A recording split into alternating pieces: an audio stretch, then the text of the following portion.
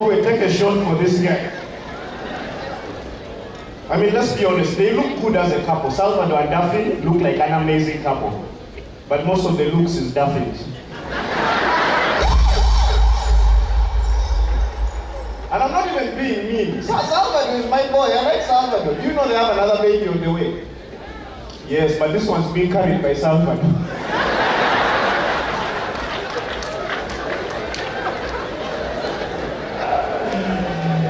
Yeah. You guys thought the tummy was for nothing. It was just fear and ideas. You know, there's a kid in there. That's how they have distributed their relationship. Like it's balance, it's gender balance. This year I carry the baby, next year it's you. So it's a very balanced relationship. I love it. Me personally, I'm single at 33. People look at me as a failure, but I'll tell you why. You women are expensive. I have the money, but I just don't want. I'll be honest with you. Like there's a chick who told me, for Valentine's, I'm not accepting any gift below 300,000 shillings. I'm like, so what do you want? Like, I want a gold necklace. I'm like, yo, if you want gold, you go and participate in the Olympics. When you win, they give it to you. Do you know how much investment athletes put into going to the Olympics? Like they train for years. Have you trained that much? Then you don't need that gold. And I'm not being selfish. I'm the type of guy who has a VPN. It's just who I am. I have a VPN. I don't hate OTT. I don't have a problem with OTT. I can afford OTT. I also like the fact that OTT took us back to the old school. Like, you remember the days of letter writing? Like, people left internet. They're like, hey, oh my God, they brought OTT. I'm leaving the internet. So they went back to letter writing. And what I love about letter writing is people write the most amazing and poetic letters, but then they mess up on the dedications.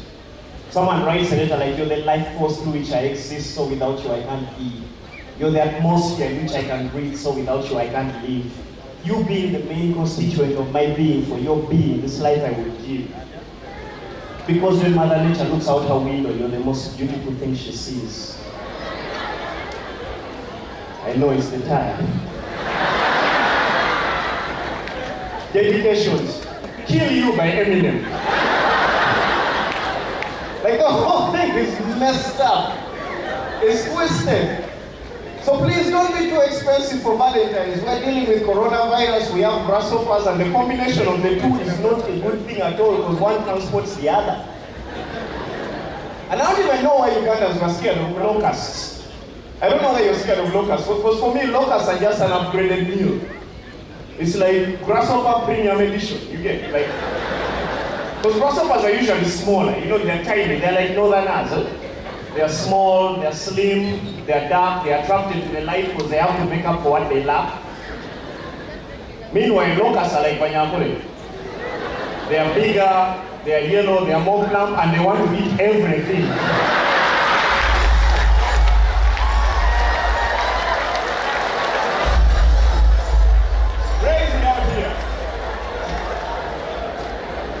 No, Banyankole, don't be mad at me, Munage. You guys have laughed at jokes about the war in northern Uganda. You're not laughing at this one, you're tribalists. Yes. The reality. It's a fact. Now, the truth is, there's too much tribalism in this country. We need to cut that stuff down. We need to. I am happy for Gareth Onyango and his bride. Honestly, I am happy. Yes. Those are the kinds of unions we need, but people are hating. Do you know we have the nicest name for Baganda in northern Uganda? We call you guys Anam. Nam means water body. Not body of water. Don't mistake it for Banyankole. Because you know, no, I have nothing against you Westerners, but let's be honest. You guys have so much water, we can hear it when you walk. It's the fact. Like she is walking around and hearing shua, shua, shua, shua. And then she stops and it's like this. We have to deal with this every day. Every single freaking day. So I really have no problem. Because if you look carefully, Anam means person of the water. Baganda have established most of their tribes and districts around the lake, which is a fact. That's the name we got you guys. You guys are here calling us by Chope. What did we ever do to you? Like Northerners and nice. If anything, I believe the Baganda and the Luo should be best friends. In my opinion. Because we're polar opposites. Yes, come on, me. No, the truth is, look at it this way. A lot of people say Northerners are scaries, right? So first of all, Gareth Banyankole is offering security to his bride. She's safe with us. You get, and if you want to check and confirm that any security guard is a Northerner, just walk up to any random askari and ask him, how is Okelo? He'll give you an answer, Okelo is there. Because every Luo has a relative called Okelo. Just like every Muganda has a relative called Mukasa. There's like 300 here tonight. Like just random Mukasa. So, there's also a saying that goes, Baganda are thieves. No, if you laughed at the Luo part and you're not laughing at this one, you're tribalist. That's the truth of the situation. It's a fact. They say Baganda are thieves, but when you go for a riot, you have to worry more about your phone than the tear gas. Mbu, that's what I've had. So, according to my philosophy, the Luos are security guards, right? The Baganda are thieves, which means the Baganda are creating employment opportunities for the Northerners. You see the symbiotic relationship. We are supposed to be friends. Meanwhile, Northerners are protecting people's general property from Baganda.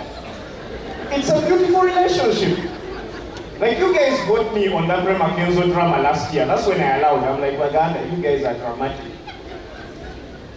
My mom told me once Baganda look like penguins. We're watching National Geographic. National Geographic. No, don't judge me. Every time I tune into National Geographic, animals are happy. Like the mating rituals of the African snake. And you know the problem is it's already a snake, so you have to watch a snake, pull out a snake and go into another snake. It's very confusing. It's creepy, yeah, it's freakish, it's random, it's very random. Like that's how serious this thing has gotten. Like I like National Geographic because it finally taught me that female spiders eat the male after mating. Did you guys know this? You knew this. So now you understand why there are no sex scenes in Spider-Man movies. Like nobody has time for this madness. I mean, I'm about that life. I want to live a happy and beautiful life. I'm enjoying myself. But when I saw the Kenzo drama, I was like, I'm not getting into a relationship. That Kenzo drama opened my eyes. Because everybody was like, oh, Kenzo, you're evil. You didn't propose to Rema. You didn't marry her. It's what she wanted. Did anyone consider what Kenzo wanted? No, because no one remembers the part where, yeah, and someone fall behind me. Okay. Because no one remembers the part where Rema was pregnant and we already know who the father was. You guys remember that part? Where the choice was between Matthias Walukaga and Eddie Kenzo? And it was a very difficult decision because none of them spoke English. Very hard. Very difficult. But in the end, we all know she chose the winner of the BET award. But you know, for me, the person who pisses me off the most in this whole story, the gynecologist. I know, right? There was Team Rema, there was Team Kenzo, no one was Team Gynecologist, because that chap is a traitor. And for me, my question is not even who was Rema's gynecologist before he flipped sides. My issue is, at what point in your life do you decide you're going to be a gynecologist? Like, how many of your parents here, by show of hands? So, imagine your son clocks teenage and comes to you and says, Mom, Dad, I want to be a gynecologist. I want to check on the meow. Like this is my career choice for the rest of my life. You have some problems, you need to check yourself. So before I go, I want to address something that's happening in Uganda right now. The reality is, Google statistics have proven that there's been a 24% porn consumption drop in Uganda. Like we are watching 24% less pornography. I say we because I know we are here. No, don't scream OTT. OTT is a whole other thing. But the reality is, yes, true. I don't know if Locodos procedure is working or the VPN is telling Pornhub that we're in another country. I don't know. Whatever it is, I'm okay with it. But here's the thing about porn, though. I quit porn recently. Yeah, I quit porn. I couldn't take porn anymore because of the guilt. Yeah, because of the guilt. Like, you know the funny thing about porn is you can't watch porn in the taxi with volume. You can't be that dry. You can't be like, oh, this is good. I want this guy and these 5 women. No, you cannot do that. You can't. And the saddest thing is Lokodo brought this anti-porn machine. We don't know what it does. We don't know if it makes porn, detects porn, degrades porn, or upgrades it. We don't know. But at the end of the day, when have you needed a machine to tell what was porn? Like you're watching a video and there's 5 black guys and 1 white woman. All 5 guys have Timberlands and chains but no clothes for some strange reason. The dialogue is bad, but you're like, I'm not sure if this is pornography. Get me the machine. We need to confirm. Nobody works like that. So at the end of the day, I quit because of the guilt. You could be, and this is an experience I share with you guys. Porn got out of hand. Like the days you're watching porn and you're like, what's the dog doing there? I quit because of the guilt. Because you could be in the middle of nowhere, in the basement of a house, watching porn under a blanket, with headphones, volume 2. But you will still remove those headphones to check if there's someone around.